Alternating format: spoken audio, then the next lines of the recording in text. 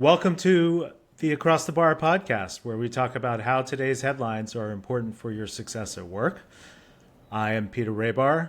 I should definitely be your first call on legal issues. I'm Laura Brounstein. I should be your first call on comms and content issues. And yes, for anyone who is watching, I'm still wearing a sling-ish situation because I fractured my shoulder. Yeah, what's the injury update, Laura? Everybody update. I saw the doctor People were yesterday. concerned. There is a fracture going like all the way across the shoulder Yikes. here Yikes. because I tripped and flew across the floor about 3.5 feet and then landed. Yeah, as detailed last week. Sorry. I was very out of it during last week, as you may know. I was a little dazed and confused. Oh my God, do you know what I read today? Sorry, changing topics. Dazed and confused when it came out. It was about last day of high school in 1976, right? It would be the same if it came out now, like it happened in '08. Oh, okay. Isn't that crazy? Interesting. But that's like not when what was going on. Came out, it seemed like so long ago. What? Right. But that's not what was going on with you last week. You were just in pain. I was just in pain. Yeah. Exactly. Yeah. No, I wasn't like high, like I was a teenager in the 70s. Yeah. It just was in pain. We don't do that on this show. Not on the show. Not on the show. So what are we going to talk about in this pre-Thanksgiving edition of Across the Bar? Yeah. And maybe, maybe we shouldn't do heroes and zeros. Maybe we should do Thanksgiving. Turkeys and jerkies? Oh, well, no, those are both bad. Oh, okay. No, we should do heroes and zeros. It's very important. Think then what we should talk about today is, of course, AI and how your use of it will be seen at work, which might surprise you, how to communicate if you tragically need to do a layoff at your company, how to communicate it, how to, some things about the severance agreements you might want to think about, and do we think layoffs are done for the rest of the year? And then let's end on holiday party season, do's and don'ts. How's that, Peter? It's quite a lineup. Let's I know. dive in. I'm excited. Okay, so Meta came out this week saying that next year, staff will be evaluated partially based on how well they use AI to create new workflows or ideas. Fascinating. Like, you better use AI is the message. Right. I think the specific category is what is your AI-driven impact or something like that. Oh, is that okay. Great. Look, if you're a company like Meta and you're rolling out a new category for evaluating employees, whatever it may be, in this case it's AI, it's important to let employees know that you're doing it and that it's an important thing. And hopefully they have communicated beforehand, and I think they have, that AI, learning to use AI and implementing AI and integrating it into your daily work is an important thing there. Yeah. I don't have a problem with that. I think it makes sense to be evaluated on your use of it. I don't have a problem with it as long as it's not a surprise to anyone. So exactly. if you're in a company where you're telling your employees, hey, don't use AI unless we tell you how to use it or until we tell you to use it, and then all of a sudden you read this article and you think, oh, maybe I should start evaluating employees on AI. Well, that's probably a bad idea. Probably no. But if it's something that you've been using and encouraging employees to use, then certainly it should be something they could be evaluated on. And I would just say anecdotally, a lot of companies still don't have their hands around. There's survey after survey showing this, hands around how to use AI in the daily workflow. But I would assume that companies like Meta have a more advanced view on it, as they should. The thing I thought was really interesting was that it's not just about using existing AI, it's creating new AI agents or programs or platforms. It's creating new things with AI. I have been trying to challenge myself more recently to not just use ChatGPT, but to program and create a new AI. You're going next level. Yeah, I've been trying to push myself to okay, let's create a little program thing where it will do this automatically to start using that muscle, because that's what's going to be important, not just using the existing functionality. So are you creating a Laura agent or I have Laura an agent bot? for my primary client, top tier admissions. I have an agent that pulls relevant news stories every day that like I could use as like a jumping off point for pitching. It pulls all kinds of data every day. Yeah. That's great. Yeah. That's really important. And in addition to this story about the evaluations, there was also another story about AI influencers and how companies that are having problems getting their employees to use AI are now turning to other employees who are more comfortable with it and saying, "Hey, sit with your colleagues and teach them what you know." I mean, And that I definitely that's actually just good management. No? 100%. And let me tell you, you want to be a good employee, you want some job security, be that person. Be the AI influencer. And we've given that advice on this podcast before. Yeah. If you are having trouble in your job search, if you're feeling insecure about your position at work because of AI, start mastering some AI skills. Start learning about them if you're applying for jobs. Push yourself to do things Take some classes that are not related to your job. Like push yourself to experiment with AI for non-work related things to get in the practice. Exactly. Figure out how to do it, how to use it best. Lots of fun ways to use AI around Thanksgiving and making Thanksgiving dinner. Like Oh boy. having it, like you can program a GPT to like ask fun bonding questions every time you push a button that the family could use. Or you could use AI to space out, like put all your recipes in and it could tell you like when to put each thing in the oven. There's lots of great ways to use it next week. Well, one thing I would never do with my family is come up with AI generated questions. It could just go in too many different directions. But if you're at work, okay, or if you're applying for a job, if you're in college right now, if you don't have something related to AI in your resume, I honestly don't know what you're doing with your time. Like there absolutely needs to be something on your resume demonstrating that you are comfortable using AI and you could be someone that the company trusts in this area. If you're in a company and you have time, learn the skills, be a leader, make suggestions to your manager about how to implement AI tools in your daily workflow, like do it. That's how you get job security when you become someone who is irreplaceable. I just redid my resume. I just reskinned my resume for AI. Like made sure it had more AI in it. Very smart. Yep, Very I used smart. AI It's to help also, me. I mean, it was all the things. It's also a good time to remind everyone, as I always do, always have your resume updated. No matter how much Yes. you love your job or how much you love working for yourself, always have your resume updated. You never know when someone's gonna want it for a great opportunity. Right. And your LinkedIn, by the way. So Yes. definitely And do do not hesitate to use AI. Like, never use AI and then just slap it up there. But don't hesitate to use AI for what am I missing? Is there a better way to say this specific thing? I think the most important thing, as we keep saying, is just having your hands on each word. Even if some of them didn't originally come from you, you want to have your hand kind of on each word and make sure it's not a hallucination in some way. Right. Ultimately, you're accountable for everything that you publish Yep. on behalf of yourself in particular. It's true. It is true. Okay, layoffs. Is there a right way to do them? What do you think? I mean, they are obviously there's a lot of layoffs we've not seeing in the news. Is there a right way to do layoffs? I don't know. I think there's a lot of different ways to do layoffs, and I've advised employers on how to do layoffs for 20 plus years now. I have a standard set of advice. The trends seem to be going in the other direction, and we just And I think it's very important to have in-person or at least face-to-face meetings when you're letting someone go. And I think it's very unfortunate and pretty lame also for companies that are now saying, well, we're letting too many people go and we can't do that. Well, you hired all those people and you met with them when you hired them. So maybe meet with them on the way out too. And there's been stories over the last few weeks with the Amazon layoffs where people are getting literally terminated by text message or calendar invite. I mean, are you kidding Well, there's me? a lot of that. People know if they get a calendar invite on a Friday, like companies will know, like if you're being laid off, you'll get invited to this. Well, it's one thing to get the invite. It's another thing to have, a layoff message in the invite, which I think is ridiculous. Yes. These are ultimately people.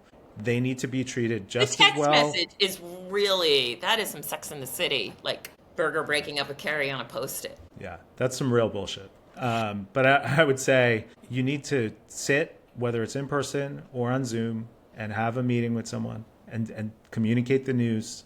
As a manager, it's not just your job to deliver good news. It's also your job to deliver bad news. Treat people just as well on the way out as I on the agree way with you, in. but I think in some cases it's almost impossible. It's not. It's not. I Well, totally when disagree we with laid that. off, when I was part of the mass layoff at WeWork, like there was absolutely no capacity there to meet with every single person. They Well, barely knew how to you keep set the. a schedule and you meet with them. And you do it over several days or you do it over a day, whatever. I mean, I know, that's been done for decades. It's been yes, done.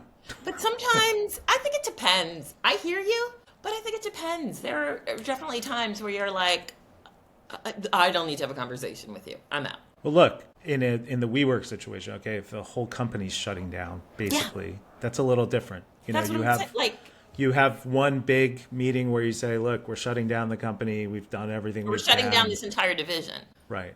You have compassionate Yeah. messaging. You thank everybody for Which their is, I think, how contributions. Airbnb did it. Like that was a super compassionate, but Zoom. I mean, it was it was beginning of COVID, right? Layoff. So COVID definitely introduced a lot of bad layoff habits with Hmm.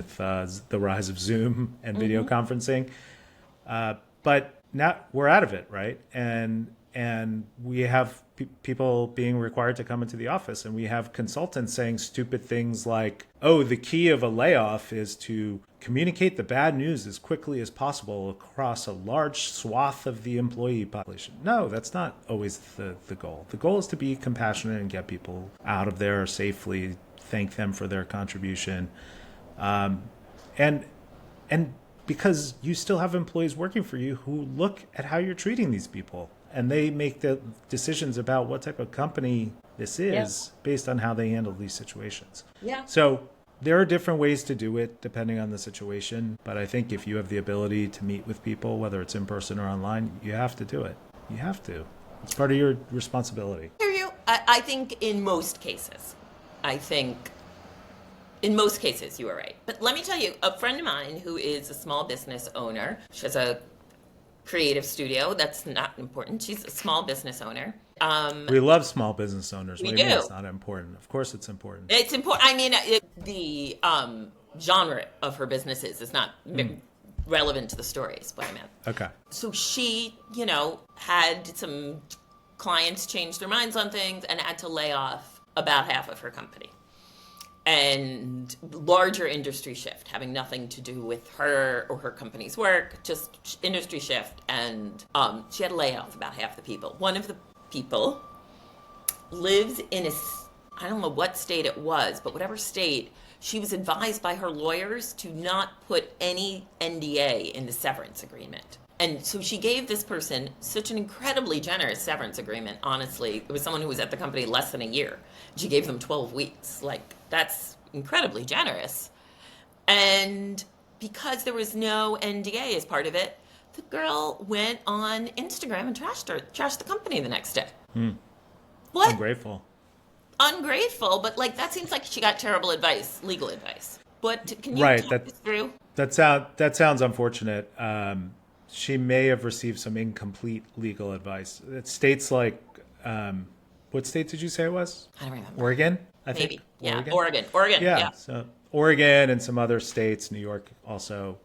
There's about 20 states now that have laws against NDAs that prohibit someone from discussing sexual harassment or gender discrimination or other types of You can have unlawful don't trash conduct. the company. Can't Right. you? But those laws do not extend to general non-disparagement, of the company, which is always going to be in a separation agreement. And so I think your Right? friend got incomplete advice. They could have included a non-disparagement, which would have prohibited the person from going on Instagram and just generally trashing the company. Now, if the person wanted to go on Instagram and say, this company's filled with, sexual harassers, they could still do that. But different states have different requirements. If you're an employer doing a layoff, one thing you really that it covers multiple states, one thing you really have to pay attention to are those different requirements in different Yeah. states. So But when as I far as see you know, these, there is no state that says you can't put a general, someone can't go and just generally trash your company online. right, in a separation agreement, yeah, Yeah. that's allowed, and that's frequently included. So, but when I review separation agreements for clients, there's often, and it's a multi-state layoff, there's often pages and pages of state-specific additions or deletions to the separation agreement. And if you're an employer, you have to make sure you do that. It's not a one size fits all situation.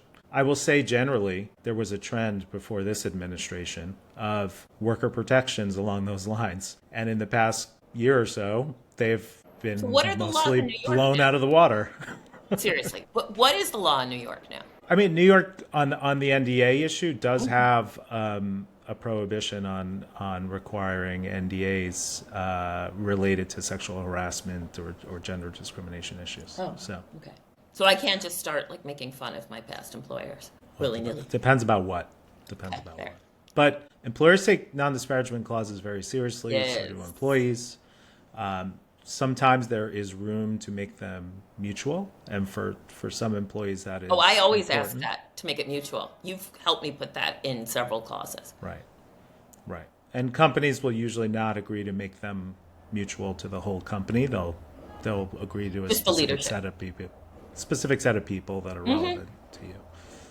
Yeah. But in a major layoff situation, they're probably not going to agree to any changes on that, unless you're very senior. But as you and I talked about, you can go make a side. Even if there is a major layoff going on, if you are senior, you can go try to make a side deal.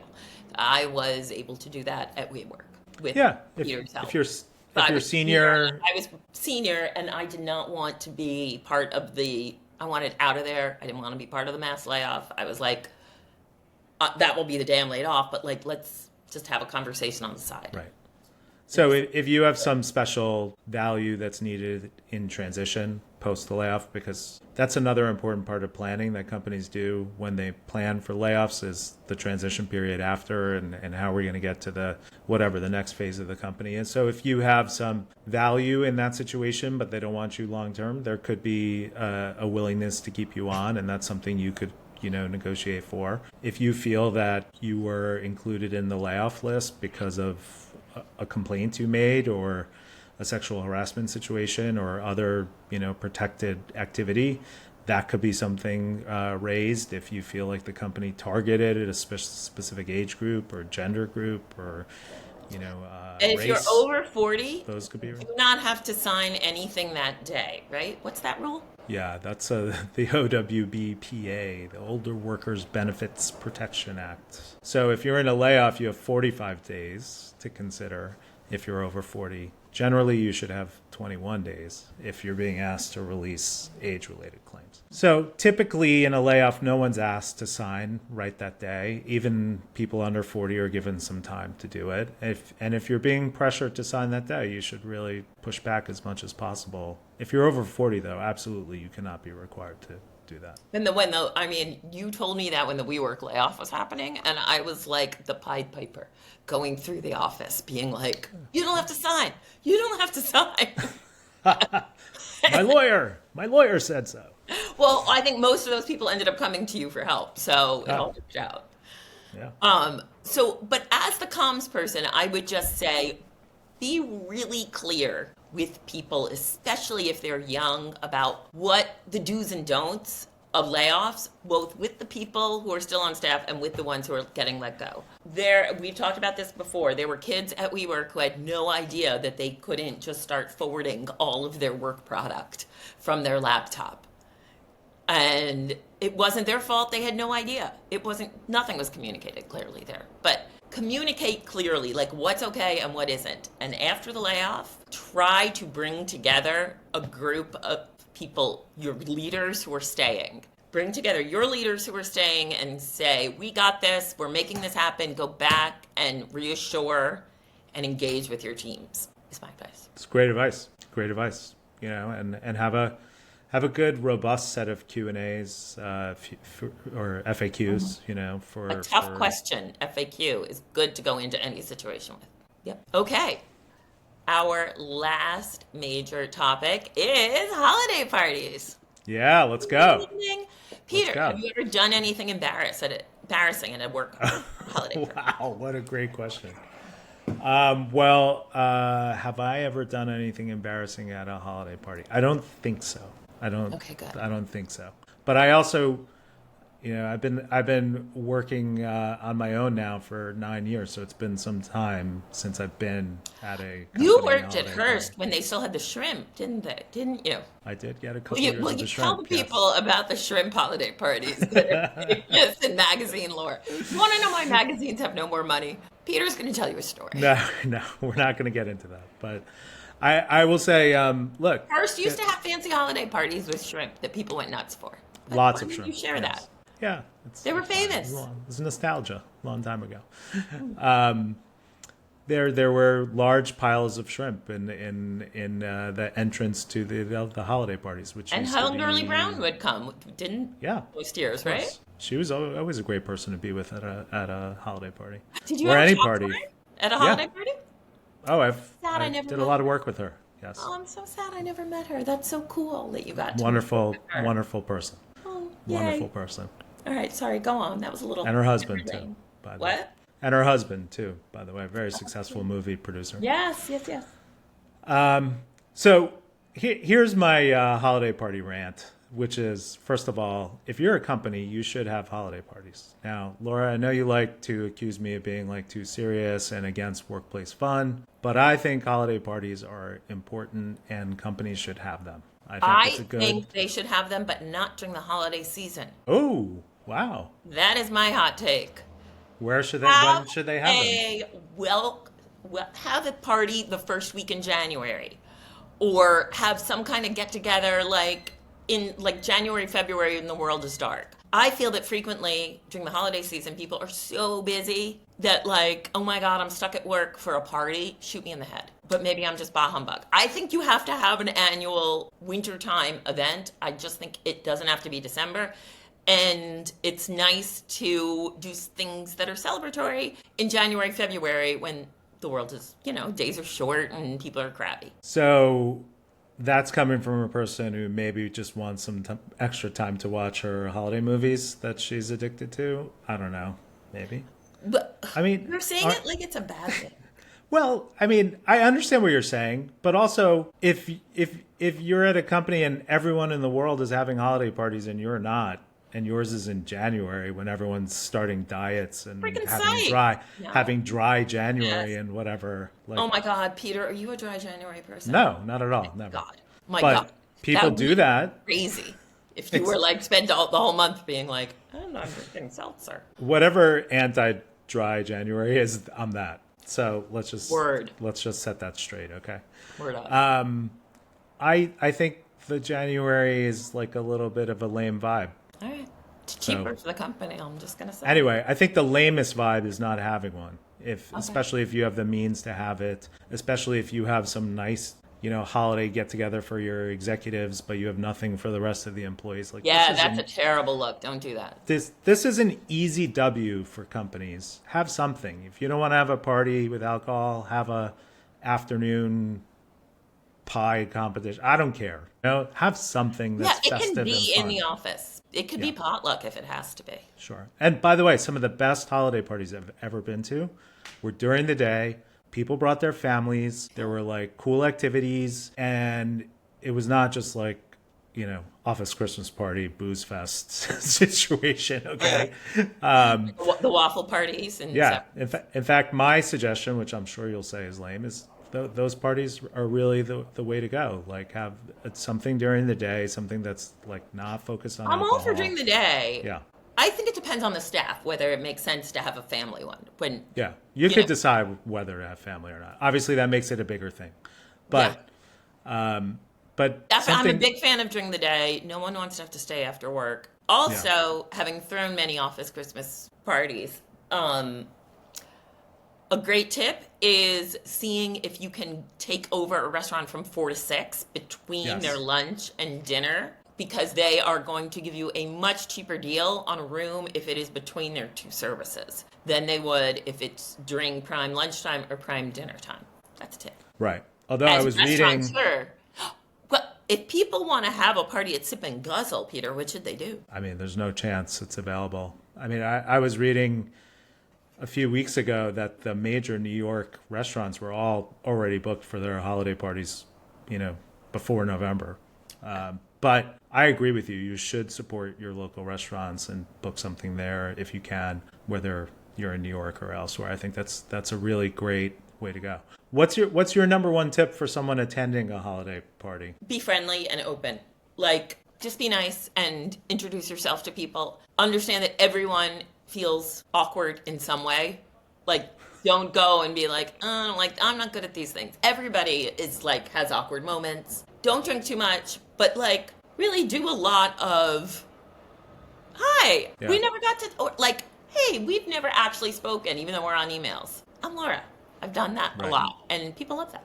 How about you? My number one tip would be just don't drink too much. Set a number for yourself that's reasonable and just stick to it. More because- important than setting a number, tell yourself you must drink a whole thing of water or seltzer in between every No. alcoholic beverage. That's That's an endurance move. That's not what we're talking about here.